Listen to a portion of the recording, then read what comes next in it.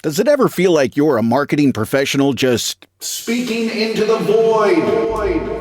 But with LinkedIn ads, you can know you're reaching the right decision makers, a network of 130 million of them, in fact. You can even target buyers by job title, industry, company, seniority, skills, and did I say job title? See how you can avoid the void and reach the right buyers with LinkedIn ads. Spend $250 on your first campaign and get a free $250 credit for the next one. Get started at linkedin.com/campaign. Terms and conditions apply.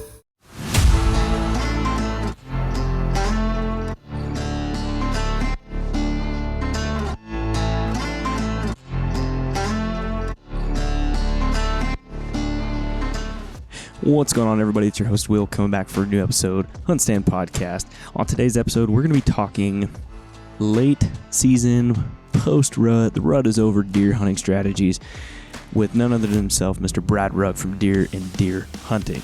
And so we're going to get him on here, pick his brain, get some nuggets for y'all. If you haven't bagged that big buck yet, or you have and you're just going after another, or whatever you might be doing, you're just trying to put some more stuff in the memory bank, we got Brad on here to talk about that. And again, y'all, we just want to thank you for tuning in to the HuntStand Podcast. We really appreciate the support. We couldn't do this without y'all.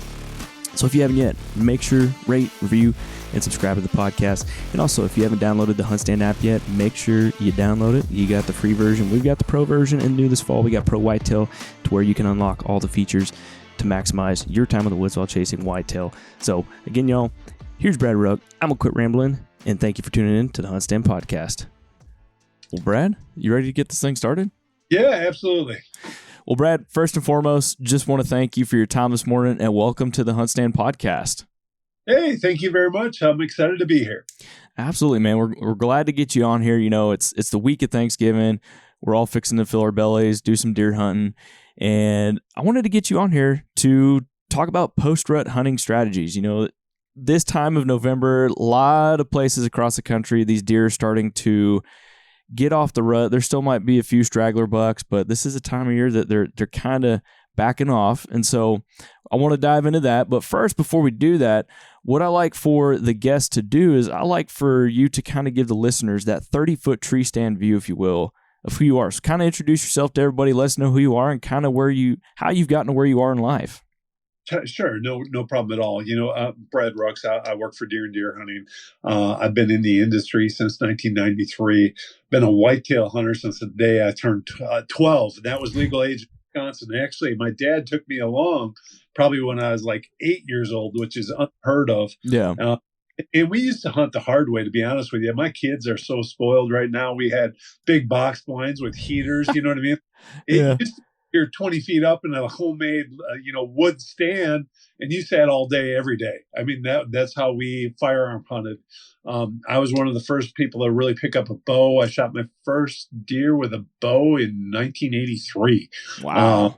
And at that time, it was like a rarity. I mean, like my dad called the neighbors. He was so excited about it. You know, to hear you shot. I held out for the big one. He was a little basket 7. You know, he came out with a fork and a spike. So, yeah. I mean, that's on we go. We've been doing management for, probably the past at least 15 to 20 years. Over that, probably 25 years, because my son's 22. So we started managing our place before it was the rage. We started planting food plots before everybody in the world had them. Mm-hmm. There's a lot of things we've learned in that process. So that's kind of my background. I'm a whitetail nut. My wife would tell you I'm probably a great father, husband, right up until, August or even July, when we're thinking about food plot strategy, what we're going to do, how we're going to hunt it, kind of that angle of things. And I turn into whitetail freak. Don't we all, man? Don't we all? I think my wife might say the same thing if she heard this conversation right now. Yeah. Well, tell us what you do for deer and deer hunting, man. So, my career started as a sales rep. I became sales manager, became publisher, then was group publisher. Now I'm one of the owners. So it's kind of full circle. I do a little bit of everything. I still, my thing I'm probably most passionate about is sales. I love working with clients. I love hearing about the new products that they have and trying to figure out a marketing program that works, be it print, digital, broadcast. We have 4 television shows now. We still publish Deer and Deer Hunting. We reach about 1.2 million people, hunters on the social side. So we're pretty player, in the whitetail world. Heck yeah. Yeah, I think as long as I can remember,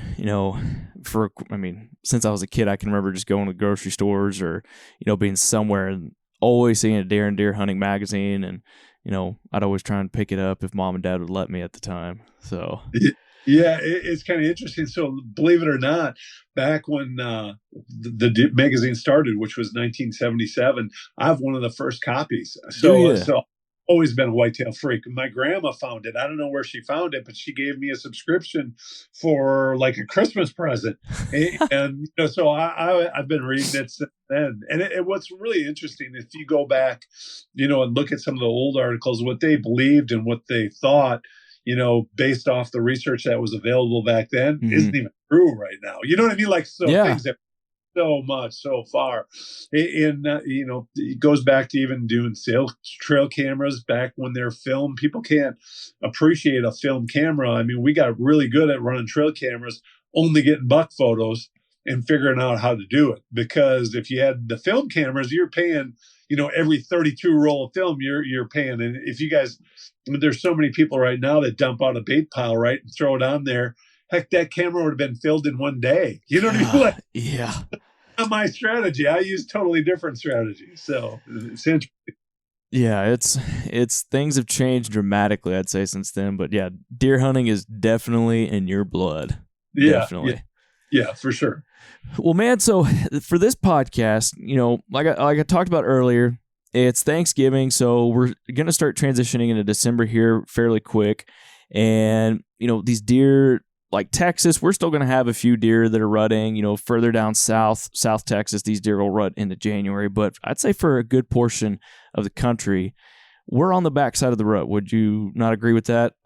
100% agree. I mean, it's starting to wind down right now. Mm-hmm. You're probably going from seeing, 4-year-olds wandering to the 3s and 2s are still looking for does. Yeah. There's just that are still going to come in heat. So most of those big boys are starting to lay low, to be honest with you. So when you say lay low, I think a lot of guys are probably thinking, oh man, they're not going to be coming by my deer stand. Are those bucks just kind of getting back into that feeding routine? Yeah, absolutely. So they're recouping. You got to think about this. They've been on their feet 24/7 for the past 3 weeks, right? So literally they just want to get back to their bedding area. And they know, some of these does are going to recycle. They're just trying to build up their energy. They're not going to exert a ton of energy. They're probably bedded back to where their home zone was before the season even started. They kind of transitioned back into that area. And if you guys ever late season, shed antler hunt or anything, you can find those zones. It'll just be full of rubs. Absolutely. You'll have a 50-yard area that'll have 20 rubs in it because these deer don't sleep all day. They might get up and they might work on a rub for a while and then bed back down is basically the movement you're going to get. But they're still slaves to their stomach, right? So they're going to come out.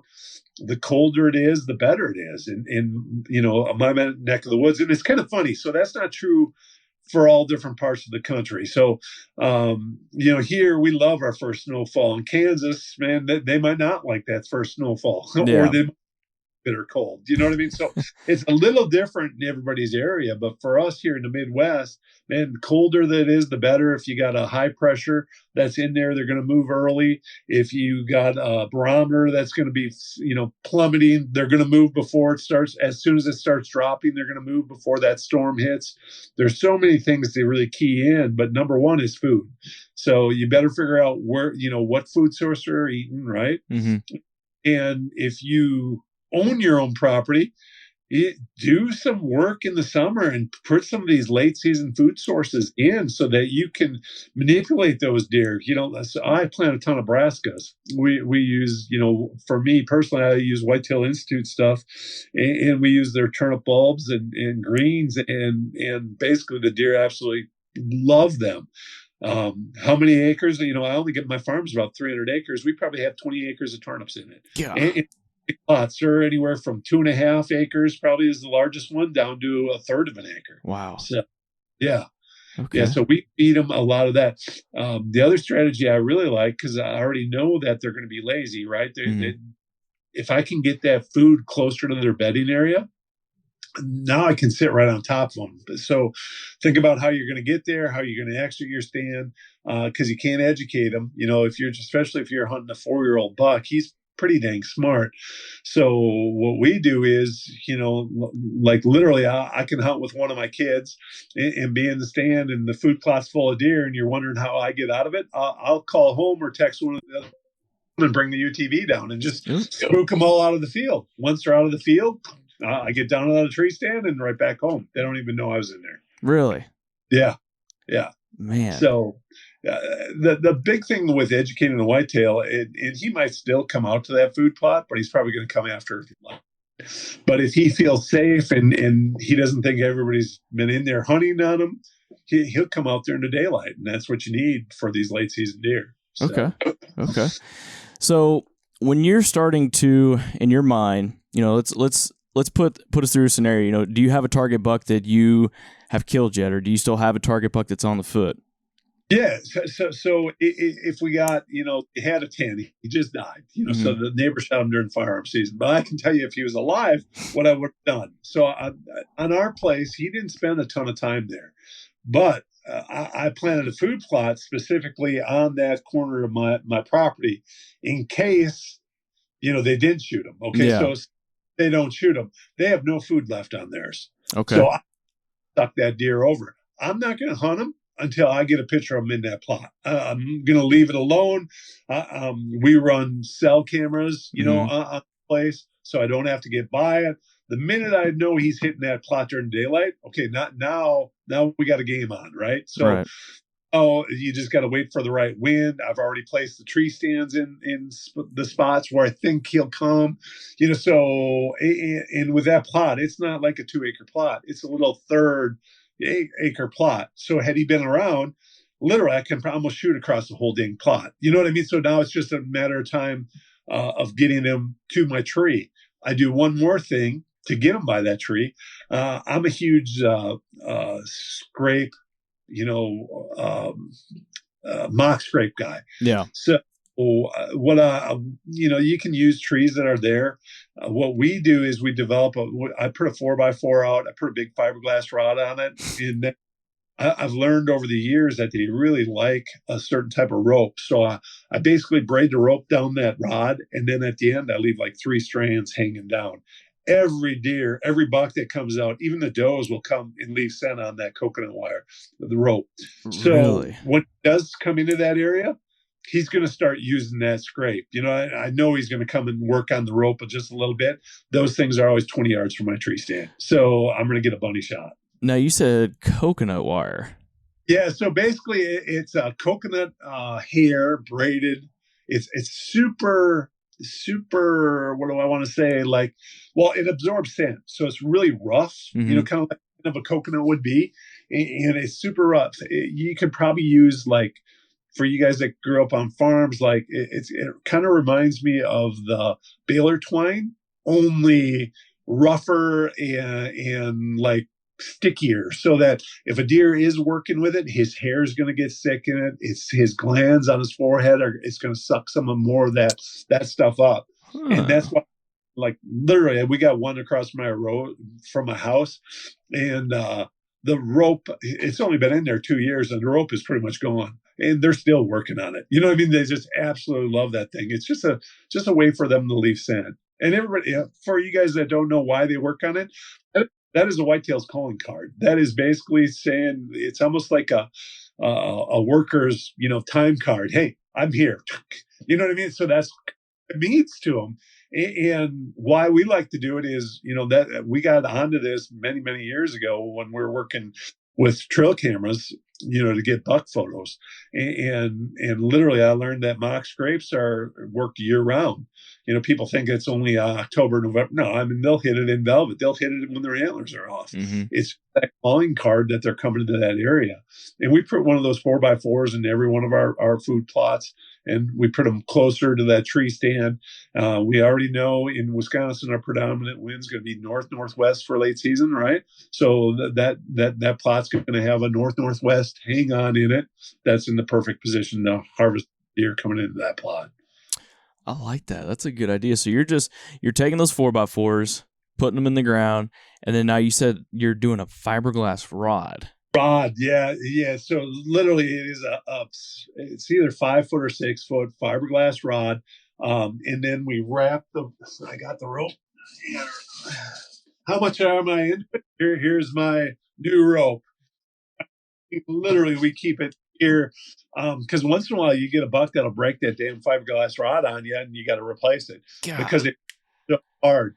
And why we use that fiberglass is because it bounces, and then we don't make them jump up to the hind legs. We make it so they can walk underneath it, lift up their head, and they're right there. You know what I mean? So it's literally just a little bit, basically shoulder height for you or I is where we're in, and they absolutely just eat it up. Man. So the other thing you can do then, why we like the rods, because your 4x4s have a hole, and you just put the rod in, you can pull it out. If you got a mature deer that isn't hitting it during daylight, right? So now you want to screw with them a little bit. You pull that rod out. You pull one from my other farm, like 3/4 mile away, and put that rod into that. And now when he goes there, he's going to see it, think it's the same. He can't smell himself. All he smells are all these other bucks that he has no clue who the heck they are. So now, now he's like, holy crap, I'm pissed. I'm going to come out earlier because he's trying to see him. So that's one thing you can do too. Okay. Well, now you got me thinking how I can do this out on my place. I really like the fiberglass rod idea, and then this coconut hair. Now, you just find this at any hardware store? What kind of? Yeah. I mean, are you using like fishing poles for a fiberglass rod? What are you doing? So literally, I found them on Amazon. Just look for a fiberglass, 5 foot. You could do it with a 4-footer. I like 5 foot because it bounces a little bit more. Okay. I like that movement because it feels like a natural branch. We used to use, and you can use a natural branch, guys. I mean, it doesn't matter. The problem with a natural branch is once it dies out, and it's dead, they really don't like it as much. So you're only going to get a year, maybe 2 years out of it.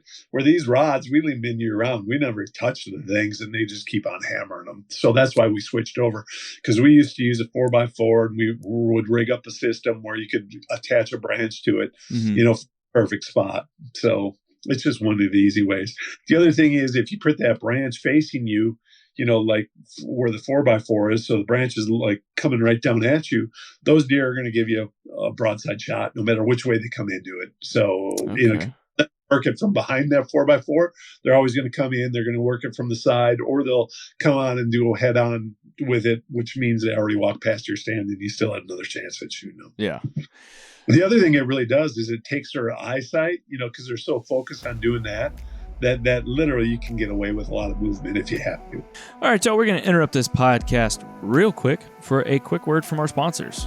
The HuntStand podcast is brought to you by Lacrosse Footwear, innovating boots that endure with you through every adventure, now and forever forward. The HuntStand podcast is also brought to you by Springfield Armory and Winchester. And finally, the HuntStand podcast is brought to you by Yamaha and its full line of class-defining, adventure-seeking motorcycles, ATVs, and side-by-side vehicles.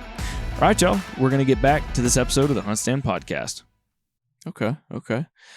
So one of the other things I want to ask you, there's guys that I've talked to that when they're hunting the rut, kind of that pre-rut, peak rut phase, they will get in on bedding areas super tight. They'll find those does, get in on them, and they'll sit there from morning till, midday, little after midday, and then they may transition over to food to stay on some does. But are you still kind of doing that same thing, or you're just primarily focused on backing away from those bedding areas and staying on the food? No, I'm staying on the food is my strategy. And then honestly, we don't hunt it in the morning. So we afternoons. So it's kind of like, I don't know what everybody else's strategy, but early season, we'll hunt afternoons because those deer bed so close to the food sources, right? They're barely in the woods, and you do more. A lot of times, and that's not for everyone. I mean, you might have a spot you can come in the back door, or you can get close. My area, personally, we had a couple of spots we can hunt in the morning, but it is so much better in the afternoon because that's where all the movement is. And then we try to get out there early, right? It gets dark here. Legal shooting time's probably at 4:30. We might go out at 1:30 because some of those does and fawns will be out there as soon as you get in the stand. And if you spook them back in, it's like, the buck's like, something's wrong. I'm just going to wait, and I'll go out at dark. You know what I mean? So they don't give you the chance where if you beat the deer in, now they can just fill in, and then they're so comfortable, and they come out and they see, 8, 9 other deer in the food plot. Yeah. They're so, well, they don't even scent check it or anything else. They just wander out and start eating. So. They're almost easier to kill, would you say, this Oh, time of year? so everybody loves the rut, and I do too. I'm not going to lie. I love seeing the interaction and what happens. But man, during the rut, it's a crapshoot because by my area, it's filled with egg fields, and even though that deer might live on ours, or say he's living on 400 acres, he could go out to one of these big egg fields, and it's kind of that communal area where deer come, right? So you're getting different bedding areas. If a doe that's in heat, it's coming from 3/4 of a mile the other way, not on my property. Well, my buck's gone, right? And I shouldn't say it's my buck. I call him my buck, but he's technically mine. But I have pictures of him. But he just goes that way, and you might not get him back until after the season because he's just going to continually do that, right? He's going to go out to those food sources, hit a doe wherever she goes. He's in tow. We just had footage of just a stud out by us that literally had the doe pinned behind the neighbor's barn, like a storage shed. Yeah, and that was in the middle of the day. I went home to let my dogs out. All right, so it's noon, and I glance over, and here the doe is bedded down, and he's standing on top of her, and that's the deer. It's like, oh, what's he doing over there? You know what I mean? Like, Yeah. so it just shows you just never know where they're going to end up. The biggest thing for guys, if they can have enough cameras and they can monitor, kind of what's going on and let the cameras really do the work for them rather than spending a lot of time on the ground themselves. Because, the more mature the deer is, the more apt they are to leave if they hit human sand or pressure. Mm-hmm. So, cell cameras have really revolutionized the way we can hunt. Big time. I mean, they really have. So the other question I kind of have for you is, are you utilizing any kind of calls in postseason? If I do, I'm not going to hammer the horns together. It would like fighting over. But a lot of times they just like early season, people don't think about, antler rubbing or fighting. But if you just tinkle the horns together, just make a little like two bucks are sparring, he might out of his bed just to come out there and check it out. I wonder what's going on. I'm going to go out there. And you can tell right away. I mean, one year, not so much late season, but early season, I rattled in $10. So, and it wasn't hitting the horns together. It's almost laughable what you're doing, but they're coming out to that food source. Again, Wow. We're close to the area. So my early season strategy is almost the same as my late season strategy, to be honest with you. Okay.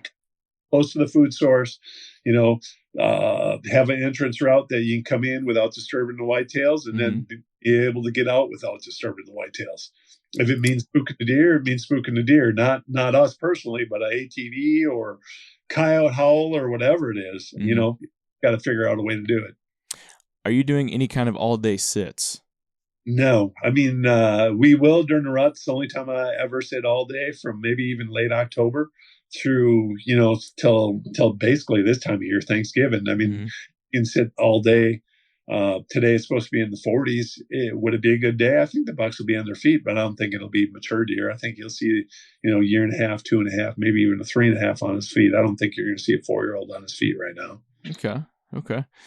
Yeah, I'll say I actually just killed my first midday buck down here in Central Texas. It was just one of those days we had a chance for sleet and snow, and our deer are just now getting to the peak of the rut down here, and I sat for an hour I moved stand locations, and then from about 10 to 11, it's like a light switch just came on, and deer just started funneling from everywhere.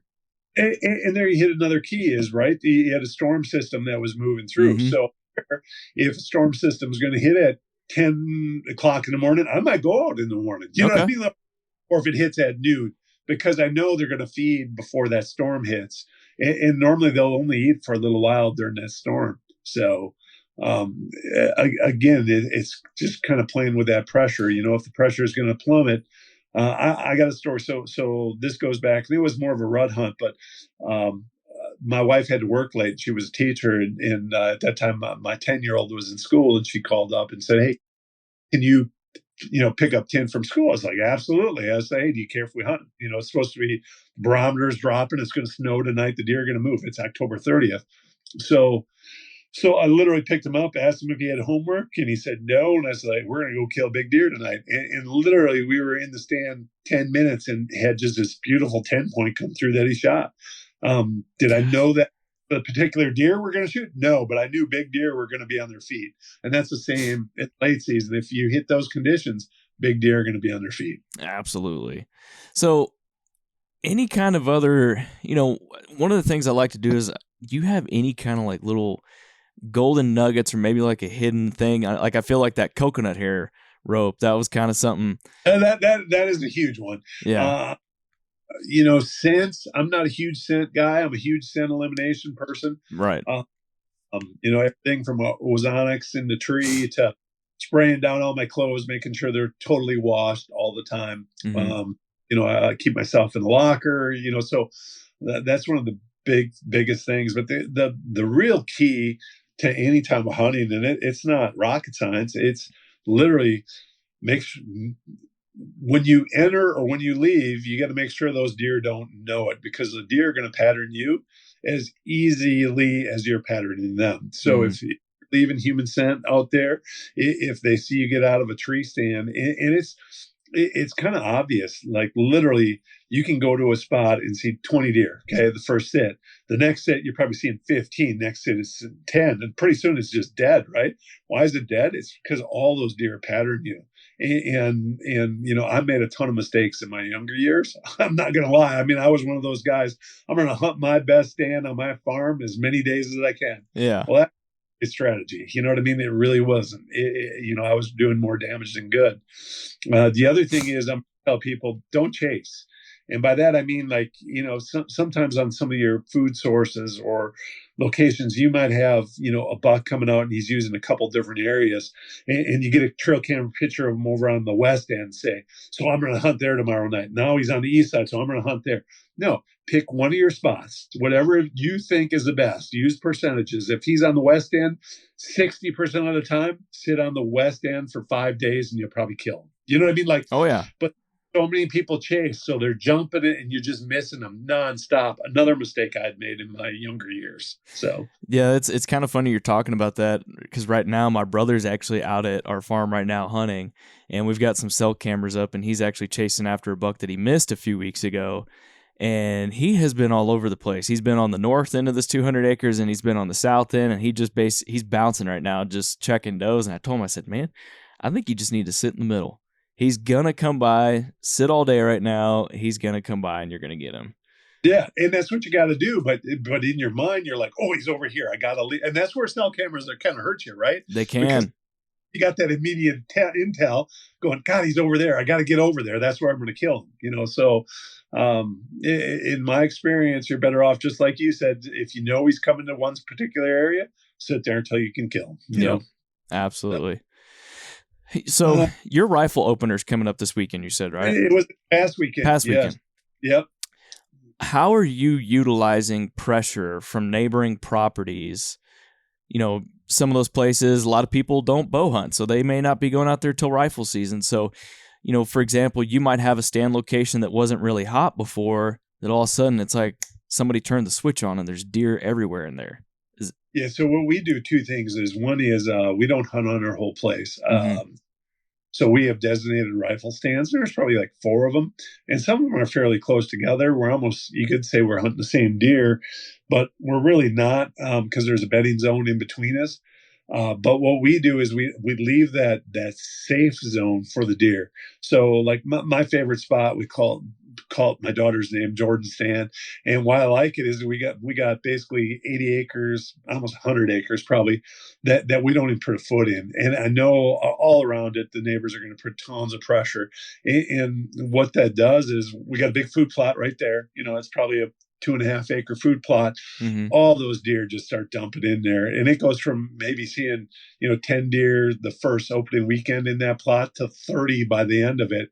And what we're hoping is that when we draw in one of their big deer that we haven't seen, that's kind of what we're hoping for. Doesn't always work now, but we're sucking over a lot of different deer in particular. And if nothing else, we're saving a ton of deer that they might have shot and we wouldn't have shot. So therefore, we're getting a much better age class the following year. Yeah. So. Yeah, that's definitely a good strategy, to kind of have those areas that you just don't step foot in until, the neighbors are putting pressure. We've got some stand locations like that we don't really sit, but we know as soon as our neighbors start coming out there, I mean, these guys have put blinds, I mean, right on the fence line. And I know as soon as they start hitting that, we start seeing, I mean, you could sit in a stand location and see 30 deer in a sit because of that. See, and I think our deer here in Wisconsin get so spooky during rifle season because there's so much human scent in the woods. Mm-hmm. You know, it went from we get bow hunting pressure. We have 200,000, 250,000 bow hunters. We got 700,000 rifle hunters, right? So it's almost 3 times as much. And therefore, everybody's out there opening weekend. There's human scent everywhere. But you can see, like, especially if this year there's a lot of standing corn by us, so food's not crucial as what it is in the past. But if all the egg fields are off, food is king, right? But you can see these deer literally coming in off those egg fields in the morning once the shooting starts, and they hit your sanctuary and they know that they've been safe and they don't smell anything. And it's almost like they totally get relaxed. Like, oh my God, I made it. You know what I mean? So the other thing we noticed by doing that is those deer will move earlier than they would have, if you pressured your whole place. So therefore, we don't put a lot of pressure on our deer. The big thing is being able to hunt them without putting pressure on them. What does the whitetail want, right? They want a safe spot, so no low pressure. They want food, they want water, and basically security, and that's the pressure angle. So food, water, and does. Yes, there you go. That's all you need. Well, sweet. Well, Brad, man, I know we're running out of time here, but any last-minute advice that you would have for that guy that maybe he's only got a week of vacation left, or he can only go get out there for maybe 1 or 2 more weekends? What advice do you have for that guy? And this one's a hard pill to swallow. There's a day that if the conditions aren't right, don't go in the woods. You know, and by that I mean you're going to do more damage than good if you go out there. And yeah, you could get lucky, but I would say 9 times out of 10, you're going to do more damage. I would rather stay back and miss a day and hunt the following day when the conditions are better or the wind's right. And you see this so many times when a guy only has, 20 or 40 acres, he's in there every day. And I feel bad for that individual, not because he only has 20 acres to hunt on, because he's educated every deer. They're going to push every deer out of there, so therefore he's not seeing them. So take your swings when you got the best chance of killing the deer, and other than that, kind of lay low and try to find another spot to hunt, I guess. What do you consider those bad conditions, and then what do you also consider ideal conditions for this time of year?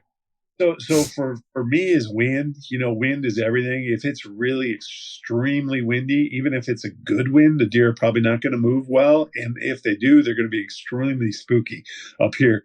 Our opener, we've had 20 to 25 miles an hour winds with gusts in the 35 range. Wow. And I knew flat out the deer weren't going to move. You know what I mean? Like, I was in the, what did we see? We see squat. I mean, they just did not move. And that's kind of what I expected. So had it not been opening day of firearm season, and it would have been like a Tuesday or Wednesday, we probably wouldn't have went out. Now the wind was okay for us where we went to those stands, so we didn't booger anything up by blowing our scent through our bedding areas. But if the wind is wrong, because a lot of times you'll hit some late seasons, it switches to the south, right? And it might, blow right into our food plot. I'm not sitting on that food plot, and I'm blessed in that I got enough acreage where I can go to a spot where the wind is right. Now, every individual that's listening to this doesn't have that option, right? Right. But so your better options if the wind is wrong is staying out of it, or hunt the very edge, or hunt where you can see or glass, without spooking them. The other thing that we really liked, I got really good at using some box blinds, which gets away with your movement a little bit more. We use little Mavericks, Banks, you name them. And that kind of, I think, helps contain your scent with ozonics. So, I mean, like there's ways you can counter some of that wind and scent issues. But again, it's because I own my own place. Yeah. So what's your favorite type of day to be out in the woods right now? So for these conditions, I love coming off a snowstorm. So like if it's nasty and it's windy and the snow or sleet or whatever, the minute that high pressure comes in, dude, I want to be out there in the woods because I know the deer are going to move.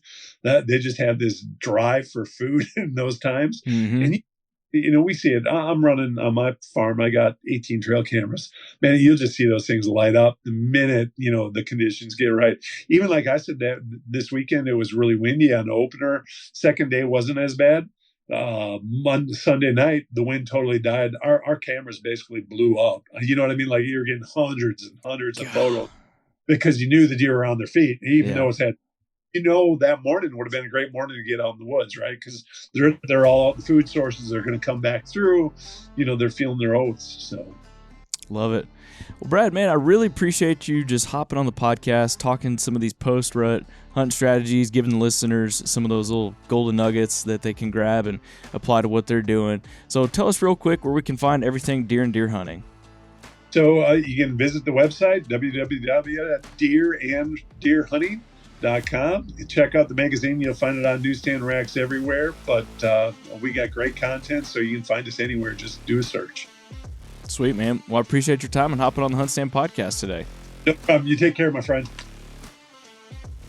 All right, y'all, there you go. We just want to thank Brad for his time today to bring y'all some nuggets for the memory bank, put in y'all's library to go after some of those late season post-rut.